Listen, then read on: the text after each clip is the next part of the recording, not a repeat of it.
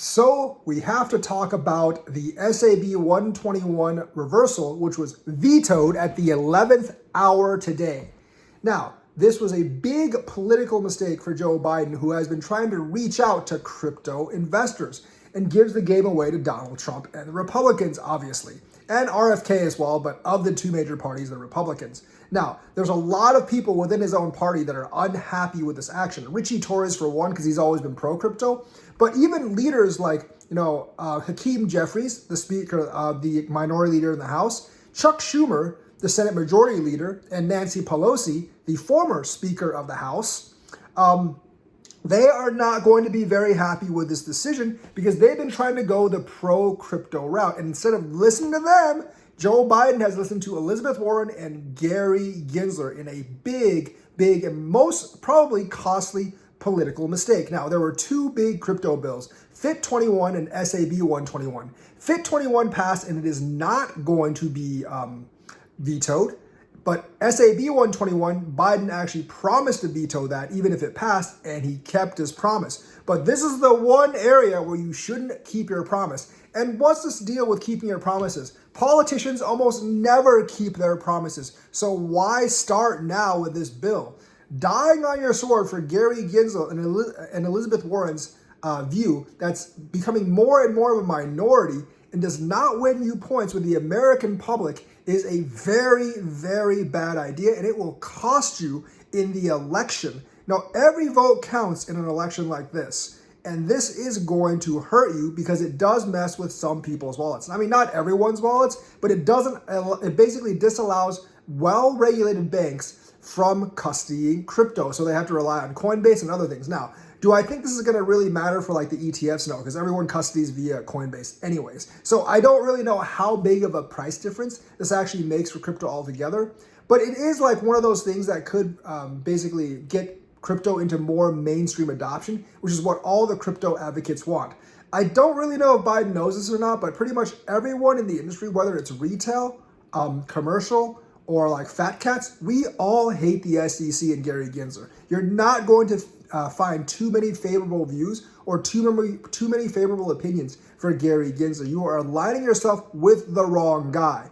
I mean, you should listen to like the leaders of your conference, the minority leader in the House, Hakeem Jeffries, Chuck Schumer, the majority leader in the Senate, and Nancy Pelosi, the former Speaker of the House, who still wields a lot of power. They all basically are pro-crypto now. They realize the political consequences of this vote, and they're not going to die on their sword with Elizabeth Warren and Gary Gensler going pro-crypto, anti-crypto, and you really shouldn't either, because this is a big, big mistake that you are making. Like, actually listen to your leaders this time. Listen to your leaders and look at what they're doing. They all voted for FIT 121, and many of them voted for the overturn of SAB 121. Schumer explained it as New York has enough restrictive regulations. We don't really need the SEC going over the New York's head to actually do this. And I think a lot of politicians in New York will agree with that too, because they also want the business from Coinbase and other cryptos. So right now you are making an extremely unpopular decision that I think is going to be very detrimental to American innovation. It's good that you're not actually passing FIT 21, and that actually might be the more important bill, FIT 21, that comes along, because that one actually decreases the power of the SEC and hands more of it over to the CFTC. But we still need big banks to be able to actually,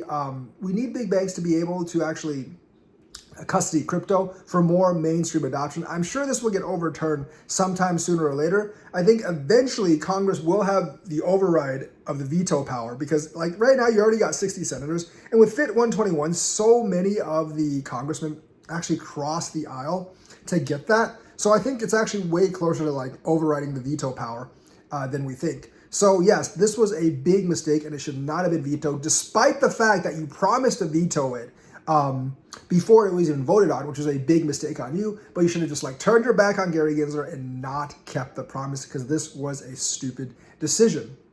The other thing is Coinbase has taken a shot at the US SEC right now, and it's made sharp accusations against the SEC and it's Chairman Gary Gensler. Now, I think this is mainly aimed at Gary Gensler because Hester Pierce and one of the other members of the commission do not agree with Gary Gensler and do not endorse what Gary Gensler's doing.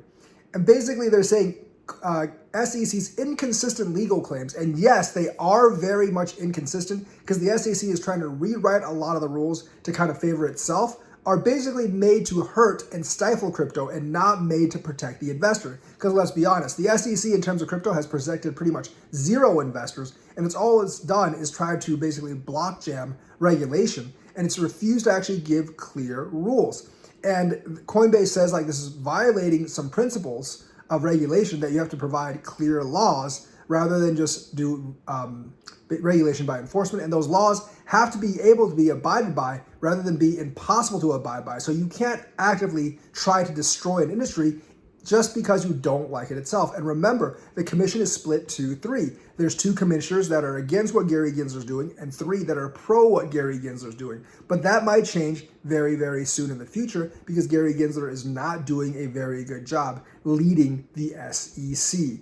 Because like he's lost a lot of cases, and he's also his lawyers have actually gotten sanctioned in the debt box case. So I think this is one more strike against Gary Gensler, and like these crypto companies are no longer staying passive. They are levying charges against the SEC because the SEC's aura invincibility has been shattered. And people know that they can actually win against the SEC now because the circuit judges are not looking at the SEC with very kind eyes at this point.